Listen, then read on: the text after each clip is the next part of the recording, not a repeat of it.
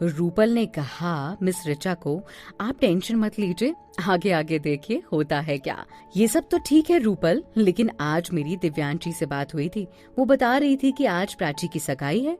हाँ मैम, आज प्राची की सगाई है। मुझे तो लगा था कि आज अमन सर उस सगाई को रोकने जा रहे होंगे, लेकिन वो तो अब तक यही है।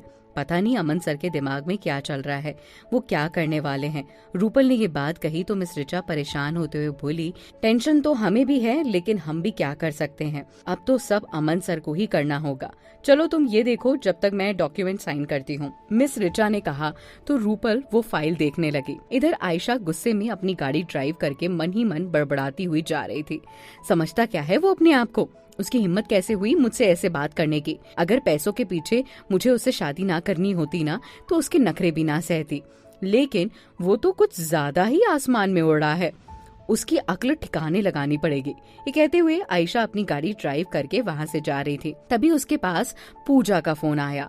पूजा का फोन देखकर आयशा को थोड़ा अजीब लगा। वो वैसे तो कभी फोन नहीं करती थी, लेकिन आज उसने उसे कॉल किया तो आयशा गुस्से में पूजा से बोली, हाँ पूजा बोलो क्या है। क्या हुआ आयशा, काफी परेशान नजर आ रही हो तुम, पूजा कमेंट करते हुए बोली। तुम्हें इससे क्या लेना देना, तुमने क्यों फोन किया है, तुम चुपचाप ये बताओ। मैंने तुम्हें इसलिए फोन किया था कि अगर अमन तुम्हारे आसपास हो तो जरा मेरी बात करवा देना, मुझे उससे कुछ इम्पोर्टेंट बात करनी है। वो मेरे आसपास नहीं है, लेकिन तुम्हें उससे क्या बात करनी है बोलो। यही कि कितने बजे प्राची की सगाई होने वाली है और कहाँ होने वाली है, वगैरह वगैरह। पूजा ने हंसकर कहा, अमन को इन सब बातों से क्या करना है, आयशा ने चिढ़कर कहा। अरे आयशा कम ऑन, प्राची अमन का प्यार है और उसे सगाई को रोकने के लिए जाना है, तभी तो वो मुझसे पूछ रहा था तुम अमन से बात कराओ मेरी, पूजा ने कहा। तो आयशा चिढ़कर बोली, वो यहाँ नहीं है। आयशा ने इतना कहकर फोन काट दिया। आयशा समझ गई थी कि आखिर ये सब चल क्या रहा है। वो समझ गई थी हो ना हो अमन के सामने प्राची का सच आ गया है, और वो अब जानती थी कि अमन को भड़काना अब उसके हाथों में नहीं है। इसीलिए उसे कुछ ऐसा करना था जिससे चाह कर भी अमन प्राची के पास ना जाए। प्राची तैयार हो गई तुम, मधु प्राची के कमरे में आकर बोली। हाँ मैं ऑलमोस्ट तैयार हूँ, प्राची ने जवाब दिया। चलो प्राची, काफी लेट हो रहा है, बार बार तुम्हारी मम्मी का भी और मेरी मम्मी का भी फोन आ रहा है, मधु ने कहा। तो प्राची झट से तैयार होकर कमरे के बाहर आई और रूही और मधु की ओर देखकर बोली, एम आई लुकिंग फाइन। हाँ हाँ बहुत प्यारी लग रही हो, रूही और मधु दोनों ने एक साथ कहा, पर दोनों के दोनों ही समझ रहे थे कि प्राची की बनावटी मुस्कान के पीछे कितना दर्द छिपा हुआ है, लेकिन वो क्या करते, वो प्राची को ऐसे नहीं देख सकते थे। प्राची, आरव, रूही, निखिल और मधु के साथ फरीदाबाद के लिए रवाना हो गई। युग, स्मिता, रूबल चौधरी और उसकी मम्मी भी सब लोग सगाई के लिए फरीदाबाद रवाना हो गए। इधर अमन अपनी कंपनी में बैठे बैठे बस इसी सोच में डूबा हुआ था कि वो करे तो क्या करे। इतने में पूजा का फोन उसके पास भी आया। पूजा का कॉल रिसीव करके अमन ने अनमने मन से कहा, हाँ पूजा बोलो क्या हुआ। अमन तुम अब तक यहीं हो, पूजा ने कहा। हाँ तो अमन बोला, मैं क्या करूं बताओ, कहाँ जाऊं। पागल मत बनो, अगर आज ये सगाई हो गई तो तुम जानते हो ना, तुम उसे हमेशा के लिए खो दोगे। अमन अभी भी टाइम है, जाकर उसे रोक लो, मेरी बात मानो अमन, मेरी बात मानो, तुम समझने की कोशिश करो, पूजा ने खींच कर कहा। तो अमन को एकदम होश आया। वो झट से फोन काट कर अपनी गाड़ी से कहीं जाने लगा। तो मैनेजर हसरत उसे रोकते हुए बोले, सर फाइल पर साइन कर दीजिए।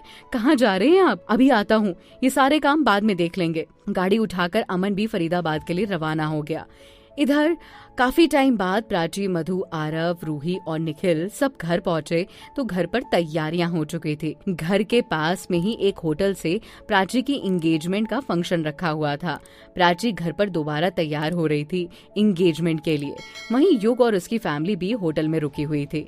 सारी तैयारियां बकायदा हो चुकी थी, बस एंगेजमेंट शुरू ही होने वाली थी। प्राची अभी तैयार होकर अपने कमरे में बैठी थी, तभी उसके पापा उसके पास आकर बोले, बेटा तुम इस शादी से खुश तो हो ना? अपने पापा की बात सुनकर प्राची के जी में तो आया कि वो अपने पापा से लिपट कर रो रो कर कह दे कि पापा मुझे ये शादी नहीं करनी।